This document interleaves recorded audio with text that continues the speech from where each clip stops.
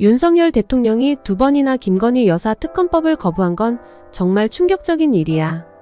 왜냐면 이건 단순한 정치적 판단이 아니라 그 자체로 권력의 남용이자 법 앞에서의 공정성마저 훼손하는 사건이거든. 특검법이라는 게 뭔지 알지? 특검은 검찰과 같은 기존 수사기관이 어떤 사건을 공정하게 수사할 수 없을 때 독립적으로 진상을 조사하기 위해 특별히 설치되는 수사기관이야. 도이치모터스 주가 조작 사건에서 김건희 여사와 관련된 여러 의혹들이 계속해서 나왔고 그에 대한 의구심이 커지면서 이 사건의 진실을 규명할 수 있는 방법으로 특검 도입이 제안된 거야. 그런데 윤석열 대통령이 이를 거부한 거지.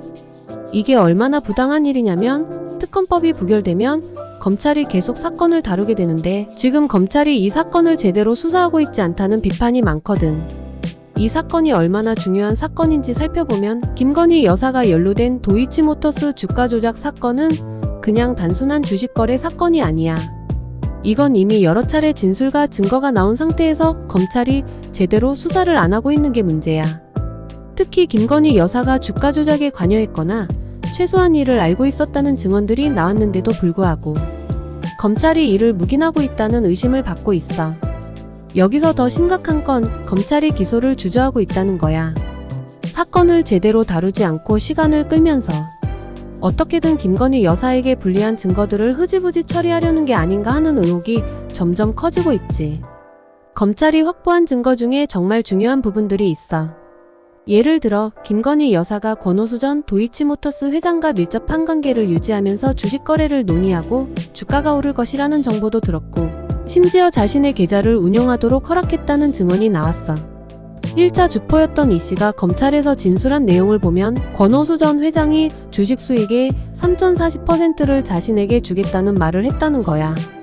그리고 그 자리에 김건희 여사도 있었다고 진술했어. 그런데 김 여사는 그 자리에서 아무런 이의를 제기하지 않았어. 이런 정황을 보면 김건희 여사가 주가 조작과 관련된 정보를 알고 있었거나 최소한 인지할 수 있었음에도 불구하고 이를 방관했을 가능성이 커지는 거지. 여기서 중요한 질문이 하나 있어. 김건희 여사가 주식 수익을 나누겠다는 말을 듣고도 왜 아무 말도 안 했을까? 그리고 자신의 계좌를 다른 사람에게 운용하게 맡겼다는 것도 이상하지 않아? 보통 사람이라면 자신의 계좌를 다른 사람에게 쉽게 맡기지 않잖아. 그런데 10억 원이나 들어있는 계좌를 쉽게 맡겼다는 건 그만큼 권오수 전 회장과의 관계가 단순하지 않았다는 걸 보여주는 거야. 여기서 검찰의 태도가 문제야. 이런 중요한 증언들이 나왔는데도 검찰은 이를 제대로 수사하지 않고 시간을 끌고 있어. 검찰이 김건희 여사의 주가 조작 혐의를 밝히기 위한 증언이나 증거들을 확보하고도 적극적으로 수사하지 않는다는 비판을 받고 있는 거지. 이게 얼마나 부당한 일인지 알겠지? 그리고 김건희 여사와 관련된 또 다른 중요한 사건이 있어. 바로 공천 개입 의혹이야. 이게 또 얼마나 부당한 일이냐면 김건희 여사가 정치적 권력을 사적으로 이용하려 했다는 의혹이 있어. 명태균 씨와의 대화를 통해 김영선 전 의원의 공천 탈락을 미리 알고 있었다는 내용이 드러났어. 공천이라는 게 원래는 공정하게 진행되어야 하는데 이 과정에 김건희 여사가 개입했을 가능성이 있다는 거지. 명태균 씨가 김 여사와 텔레그램으로 대화를 주고받았고 그 대화를 자랑하듯 과시하면서 자신이 공천 과정에 영향력을 행사한 것처럼 보였다는 증언이 있어. 이게 얼마나 심각한 일이냐면 국민의 대표를 뽑는 공천 과정이 불공정하게 이루어졌다는 거야. 명 씨는 공무원들에게 텔레그램 대화를 들려주며 자신이 김건희 여사와 어떤 식으로 대화했는지 자랑했고 김건희 여사가 실제로 공천에 영향을 미쳤다는 증거는 없지만 명 씨의 행동과 그가 가진 영향력을 생각해보면 그 가능성을 배제할 수 없다는 의혹이 커지고 있어. 여기서 더 심각한 건 명 씨가 김건희 여사와 통화했던 내용을 주위 사람들에게 과시하고 이를 통해 자신의 정치적 영향력을 행사하려 했다는 점이야.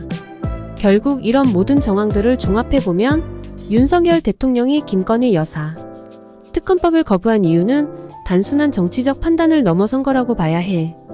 이건 권력을 사적으로 이용하고 그 권력을 남용하여 법 앞에서 공정성을 훼손한 사건이야.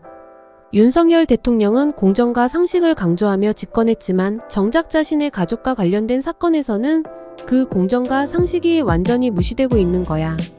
특검법이라는 건 단순히 정치적 도구가 아니야.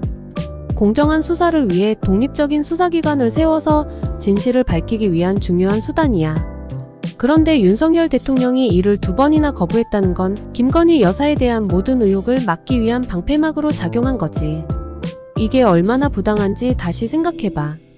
국민의 대표로서 국민을 위해 봉사해야 할 대통령이 자신의 가족을 보호하기 위해 권력을 남용한다는 건 있을 수 없는 일이야. 더구나 이 사건에서 가장 중요한 건 국민들이 이 사건을 통해 느끼는 불신이야. 법은 모든 사람에게 평등해야 하고 권력자라고 해서 법 위에 군림할 수 없다는 게 기본인데 이번 사건에서는 그 기본 원칙이 깨졌다고 느껴지는 거지. 법 앞에서 평등해야 할 대통령의 가족이 법의 심판을 받지 않고 권력의 보호막 속에서 숨고 있다는 인식이 퍼지면 법치주의는 무너지고 민주주의에도 심각한 타격을 줄 수밖에 없어. 그렇기 때문에 특검 도입이 반드시 필요해. 특검 도입이야말로 이 사건을 공정하게 해결할 수 있는 유일한 방법이야. 특검을 통해서 독립적으로 수사를 하고 모든 의혹을 명백하게 밝히지 않으면 국민들은 계속해서 불신할 거야. 하지만 윤석열 대통령은 이를 거부하면서 스스로 권력 남용을 정당화하고 있다는 비판을 피할 수 없어. 이 사건은 단순히 김건희 여사 개인의 문제가 아니야. 이건 대한민국의 법치주의와 민주주의에 큰 상처를 남기는 행위야. 대통령이 국민의 신뢰를 배신하고 권력을 남용하여 자신의 가족을 보호하려는 모습은 국민들에게 큰 실망을 안겨주고 있어. 결국 특권층을 위한 사법적 보호막이 가동되고 있다는 비판을 피할 수 없고 이는 우리 사회의 공정성과 정의에 큰 타격을 주고 있는 거지. 정리하자면 윤석열 대통령이 특검법을 2번이나 거부한 건 정말 심각한 문제야. 이건 단순한 정치적 선택이 아니고 권력의 남용이자 법의 공정성에 대한 심각한 도전이야. 김건희 여사와 관련된 모든 의혹은 독립적인 수사기관인 특검을 통해서 철저하게 밝혀져야만 해. 그렇지 않으면 우리 사회는 법 위에 군림하는 권력층의 모습을 다시 한번 확인하게 될 거야. 국민의 신뢰를 되찾기 위해서라도 윤석열 대통령은 특검법을 받아들이고 공정한 수사가 이루어지도록 해야 해. 이게 대통령으로서 그리고 법치주의를 지켜야 할 사람으로서 당연히 해야 해. 대통령이라면 부인의 잘못을 단호하게 바로잡아야 하는데 윤석열 대통령은 김건희 여사 주가 조작 의혹에 대해 아무 대응도 안 하고 있어. 이미 증거도 다 나왔는데 검찰 출신이 왜 이러는지 이해가 안 돼. 국민에 대한 예의와 책임도 없고 국정을 이렇게 운영하는 건 부당해.